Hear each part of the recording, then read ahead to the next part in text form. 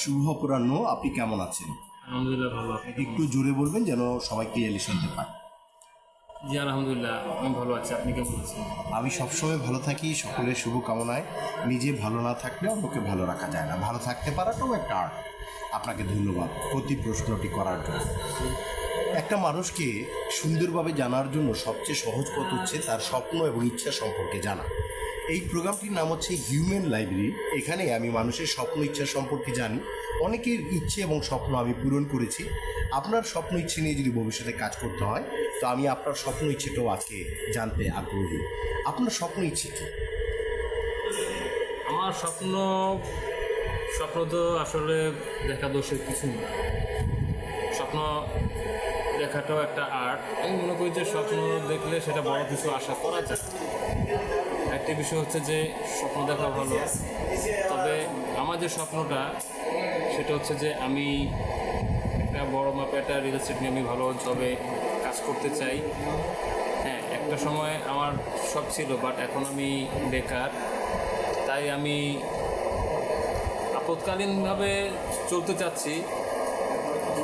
মানে আমি যতটুকু বুঝতে পেরেছি এই মুহূর্তে আপনার কর্মসংস্থান নেই, আপনি বেকার অবস্থায় আছেন, আপনার একটি জব প্রয়োজন, একটা চাকরি প্রয়োজন, তাই তো? সেটা রিয়েল এস্টেট সেক্টরই হতে হবে এমন নয়, মার্কেটিং যে কোনো সেক্টরে হলেই আপনি কাজ করতে পারবেন, যেহেতু সাবজেক্টটা মার্কেটিং, রাইট? আমার সাবজেক্ট ছিল অ্যাকাউন্টিং, বাট পার্ট টাইম হিসেবে আমি রিয়েল এস্টেট হিসেবে আমি কাজ করেছি। আচ্ছা, আর আমার ভূমি জরিপের উপর আমার ট্রেনিংটা করা রয়েছে। ভূমি জরিপে আপনি কতটুকু নলেজ গেদার করেছেন একটু এই সম্পর্কে বলুন।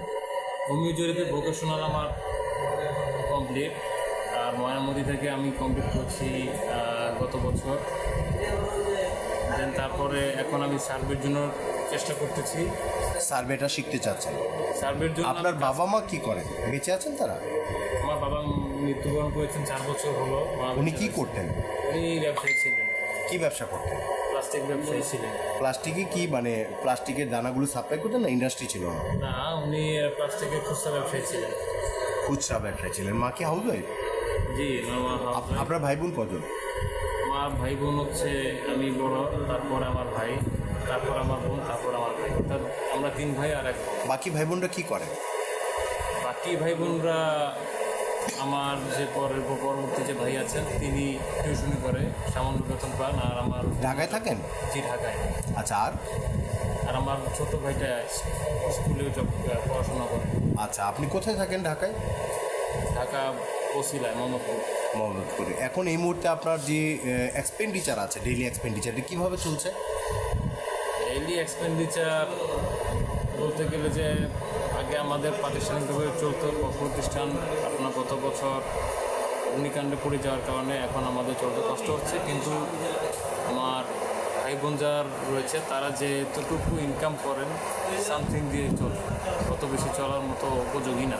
এখন ইনকাম সোর্সটা একদম জিরো বলা চলে। জি, আচ্ছা, তবে একটি বিষয় আমি বলতে চাচ্ছি যে চাকরিটা আসলে মূল বিষয় নয়। আমি মনে করি চাকরিটা দরকার শুধু চলার জন্য, জীবনে পরিবর্তনের জন্য অনেক কিছুই প্রয়োজন। রাইট। কনসালটেন্সি করে আপনি বড় হতে চান, কিন্তু চাকরি করে আপনি সার্ভাইভ করতে চান, এটি হওয়া উচিত দর্শন জি, জি। সকলের। ধন্যবাদ। কিন্তু আপনি তাহলে আমি যতটুকু বুঝছি যে শুধুমাত্র ইচ্ছে স্বপ্ন এই শব্দতে এটা আটকে রাখা যাবে না।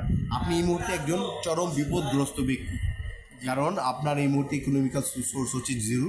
আপনার ইনকাম করতে হবে, এগিয়ে যেতে হবে, আপনার বাঁচার জন্য সাপোর্ট দরকার।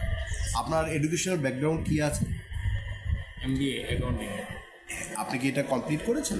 জি আচ্ছা, তাহলে আপনি মার্কেটিংয়ে এক্সিকিউটিভ বা এই ধরনের কোনো পদে আপনি আগ্রহ প্রকাশ করছেন এগিয়ে যাওয়া? যেখানে আমি কাজ করার স্বাধীনতা পাবো, দ্বিতীয় হচ্ছে আমি কোনো কাজে, সাপোজ সেটা ব্যবসায়িক ক্ষেত্র হতে পারে, সেটা যে কোনো ক্ষেত্রেও হতে পারে। আচ্ছা, এই মুহূর্তে আমি জানবো যে আপনার জীবনের সবচেয়ে দুঃখের একটি ঘটনা খুব সংক্ষেপে বলবেন, 1 মিনিটের মধ্যে। দুঃখের ঘটনাটা হচ্ছে আমার আব্বা যদি যে বছর মারা যায় সেদিন।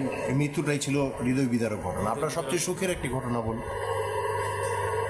সুখের ঘটনাটা আসলে এরকম বলা, আপনার জীবনে কোনো সুখের স্মৃতি নাই? আপনি তো দেখা যায় তাহলে সৌভাগ্যবান ব্যক্তি না, দুর্ভাগা একজন ব্যক্তি। দুর্ভাগাই বলতে গেলে। আপনার কি ফ্যামিলি আছে, সন্তান আছে? সরি, আমার মা বাবা ভাই বোন রয়েছে। মা বাবা?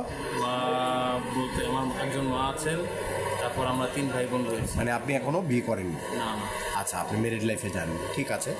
তো আমি আপনার স্বপ্ন ইচ্ছা পূরণ করতে গেলে আমি সবসময় মানুষকে অর্থ, শিক্ষা, ক্ষমতা, খ্যাতি এগুলি দ্বারা বিচার করি না। সৃষ্টিকর্তা মানুষকে যেমন মানসিকতার দ্বারা বিচার করে, যে সে ভদ্র কিনা, নম্র কিনা, পাংচুয়াল কিনা, সিরিয়াস কিনা, সিনসিয়ার কিনা, অনেস্ট কিনা, রেসপেক্টফুল কিনা, এবং সে একটা কথা বললে সেই কথাটা শোনার মতো তার সে ক্যাপাবিলিটি আছে কিনা, তার ভিতরে ধৈর্য জিনিসটা আছে কিনা, হ্যাঁ, একটা টিম মেম্বার হিসেবে কাজ করার যে যোগ্যতাগুলো লাগে, মানসিক যোগ্যতাগুলো তার আছে কিনা।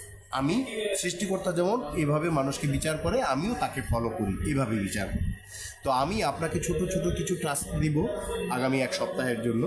আপনি যদি এই কাজগুলো সঠিকভাবে সম্পাদন করতে পারেন, সেই ক্ষেত্রে আমি আপনাকে আপনার ইচ্ছে বা স্বপ্ন বা এই মুহূর্তে বিপদে আপনাকে সাপোর্ট দেওয়ার জন্য আমি অ্যাক্টিভ হব, এবং আপনার প্রবলেমটা সলভ করার জন্য আমি সচেষ্ট হব। আশা করি এটা সৃষ্টিকর্তার দরবার থেকে এটা কামিয়াবি লাভ করব।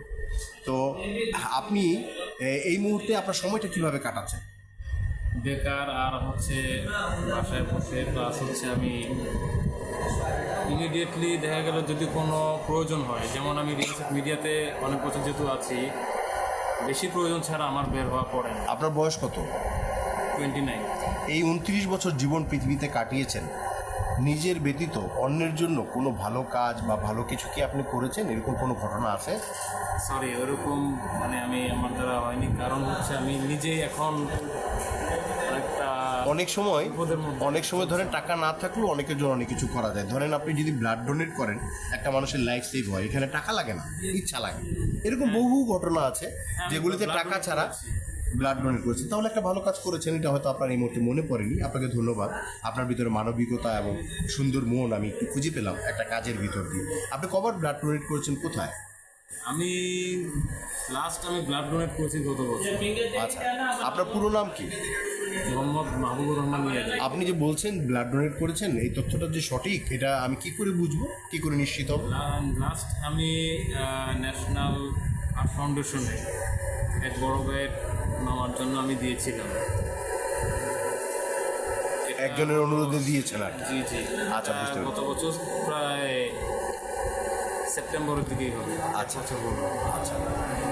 মানুষের জন্য ভবিষ্যতে আপনি প্রতিষ্ঠা পেলে কোনো কিছু করার কোনো চিন্তা পরিকল্পনা কি মনে আছে? অবশ্যই থাকবে, তবে সেটা এখন না, সেটা যখন আমি একটা জায়গায় আমি প্রতিষ্ঠিত হব তখন হয়তো বা। প্রতিষ্ঠা বলতে তো 1000 কোটি টাকা ইনকাম করাও বোঝায়, আবার 40,000 টাকা ইনকাম করলেও এটা আপাতত প্রতিষ্ঠা বোঝায়। আপনি কোন লেভেল থেকে এই অ্যাকশনে মানে মানবিক কর্মকাণ্ডে যেতে চাচ্ছেন? যদি আমি ভালো পর্যায়ে যেতে পারি ইনশাল্লাহ, আমি আমার সাধারণ মানুষ যারা রয়েছেন, যারা আমার মতো বেকার, তাদের জন্য একটা কর্মসংস্থানের একটা লাইন তৈরি করব। কীভাবে তৈরি করবেন? আপনি নিজেই তো নিজের কর্মসংস্থান সৃষ্টি করতে পারছেন না, তাহলে সেক্ষেত্রে অন্যের জন্য কী করে করবেন? উদ্যোক্তা হওয়া এটা তো অনেক সময়ের ব্যাপার, শ্রমের ব্যাপার, বিনিয়োগের ব্যাপার। সেই জন্য আগে আমাকে নিজেকে উদ্যোক্তা হইতে হবে। আমি উদ্যোক্তা না হয়ে বা আমি যদি ভালো। আপনার নামটা কি বলেছিলেন? মোহাম্মদ মাহবুবুর রহমান মিয়াজি। মাহবুবুর রহমান মিয়াজি। এই মুহূর্তে আপনার বয়স 29, রাইট? জি।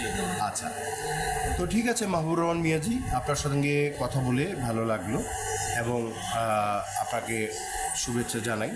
এবং আপনাকে আমি ভিডিও ধারণ শেষে আমি আপনাকে কিছু আইডিয়া দিয়ে দিব, এগুলি দিয়ে আপনি প্রথমে একটু সক্রিয় হবেন, এবং তারপর আমাকে যে বললেন যে টাস্কের কথা, কি ধরনের টাস্ক আমাকে বলবেন প্লিজ? আমি যে ধরনের টাস্ক দেবো সেগুলি আসলে ছোট ছোট ইনফরমেশন পাস করা, কমিউনিকেশন করা, এক ধরনের ছোটোখাটো মার্কেটিং, বা ধরেন কিছু ছোট ছোট মানে সমন্বয় করা, এই সমস্ত সাধারণ কোনো কাজ যেটা আপনার 5-10 মিনিটে করতে হবে, এটা আমি ভিডিও ধারণ শেষে আপনাকে বুঝিয়ে বলছি। ভিডিওটা লম্বা হয়ে যাচ্ছে, আপনি ভালো থাকেন, সুন্দর থাকেন।